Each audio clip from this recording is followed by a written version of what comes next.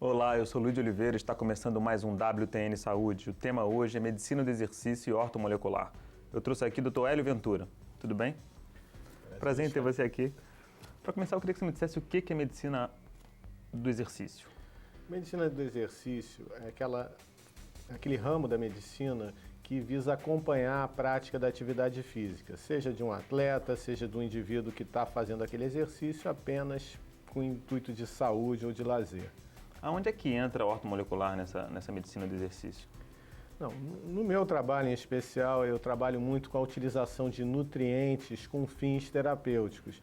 Então, na medicina do exercício, a gente depende de uma alimentação correta, de hábitos de vida saudáveis, e a medicina ortomolecular encaixa-se muito bem com isso.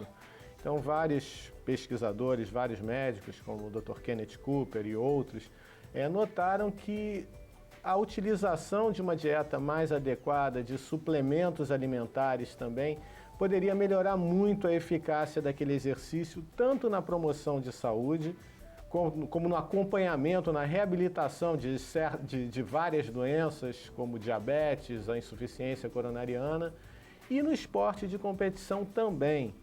A utilização de hidratantes, de suplementos de proteína, de aminoácidos, realmente pode trazer benefícios consideráveis à performance e, se bem utilizados, podem ser extremamente seguros. Por que existe ainda um preconceito com a medicina ortomolecular? Houve um certo abuso no início da chamada medicina ortomolecular. Muitas pessoas começaram a associar medicina ortomolecular com a utilização de remédios manipulados, de medicamentos manipulados, que muitas vezes, por definição, eram drogas, eram substâncias pesadas e não ortomolecular. Ortomolecular, de verdade, seria uma tentativa de, através de nutrientes, nós tratarmos ou prevenirmos doenças. Nutrientes como vitaminas, minerais, aminoácidos e, eventualmente, até alguns fitoterápicos. Isso se enquadraria numa definição de ortomolecular. Quando a gente vê uma prescrição de derivados anfetamínicos, diuréticos, hormônios tiroidianos para tratamentos de emagrecer, isso ser chamado de ortomolecular é um absurdo.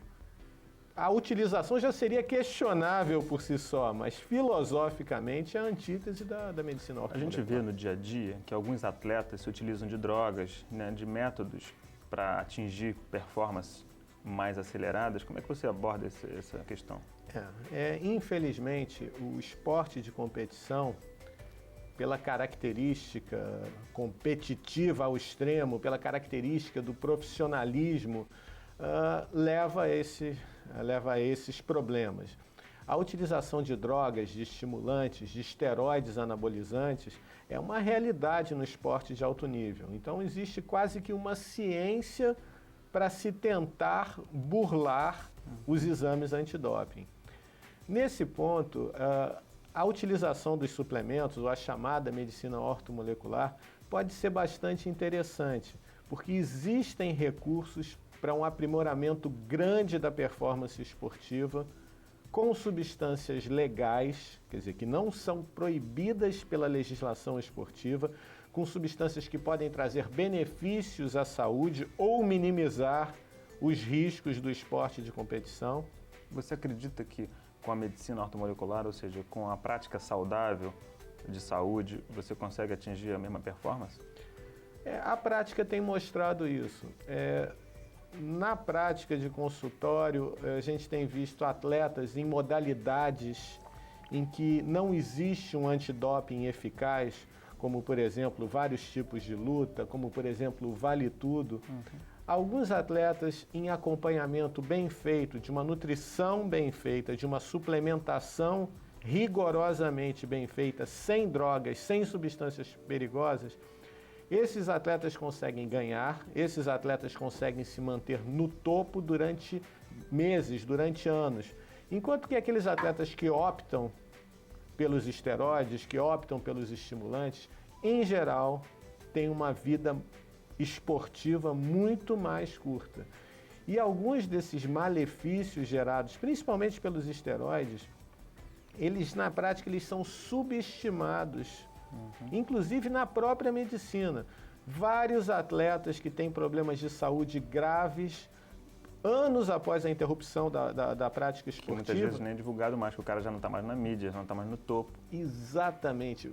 Atletas vieram a falecer 10 anos depois da interrupção da utilização de esteroides anabolizantes, devido a complicações geradas por esses esteroides. Sem contar que muitas vezes o indivíduo fica escravo desse tipo de terapia, né? Porque senão ele acaba diminuindo abruptamente o desenvolvimento, a performance dele, né? Em todos os aspectos. É uma droga em que quase que 50% dos estudos científicos publicados nos últimos anos dizem respeito a comportamento, a sistema nervoso central e a vício, a dependência química. Então é até estranho a gente imaginar uma pessoa dependente quimicamente de esteroide anabolizante, mas isso é fato, isso é realidade. A gente já sabe que o atleta tem o caminho a seguir, politicamente correto. Como é que você vê o paciente comum? Qual é o perfil de pessoa que te procura no consultório? Até um gancho interessante, uma analogia interessante. O esporte de alto nível funcionaria como se fosse a analogia de um Fórmula 1 para o nosso carro de rua. Muita coisa que é desenvolvida no carro de Fórmula 1 acaba um dia chegando para o usuário comum no dia a dia, em termos de segurança, em termos de performance. Na medicina do exercício, na suplementação alimentar, algumas coisas aconteceram dessa forma. Alguns nutrientes que começaram a ser estudados em atletas de competição acabaram tendo enormes benefícios para o indivíduo comum. Um dos exemplos mais usados nisso daí é um tipo de derivado proteico chamado whey protein. O whey protein é uma proteína extraída em geral do soro do leite e que ela é trabalhada, ela é processada com tecnologias modernas. Isso era muito usado em esporte de força, de explosão, em indivíduos que queriam ficar grandes. Com o avanço dos estudos, verificamos que os atletas de resistência também tinham benefícios disso. E a partir daí, novos estudos começaram a mostrar benefícios para velhos, para doentes, para indivíduos com desnutrição gerada pelo câncer, pela AIDS e até para o crescimento. Ou seja, uma tecnologia de produção de um determinado suplemento alimentar produzido para atleta, né? Produzido inicialmente para atleta, acabou trazendo benefícios para a sociedade como um todo.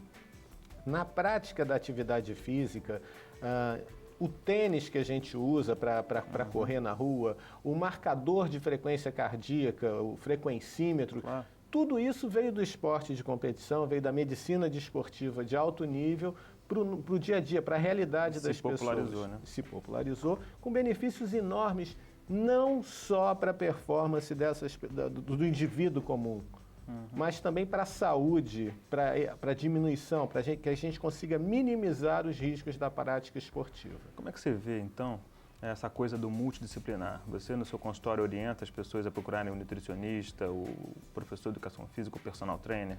Isso realmente é o segredo do sucesso. Talvez o que nos distancie no esporte de competição de alto nível dos países de ponta seja isso. O conhecimento científico ele é muito abrangente. Então, se um atleta de competição consegue ter um nutricionista, um preparador físico especializado naquela modalidade esportiva, um médico que cuide da parte de músculos e ossos, um ortopedista, um médico que cuide da alimentação, um nutricionista, tudo isso vai melhorar muito a performance desse atleta. Mas no indivíduo comum, isso também pode ser verdade. É a mesma analogia do esporte de alto nível da Fórmula 1 para o carro comum.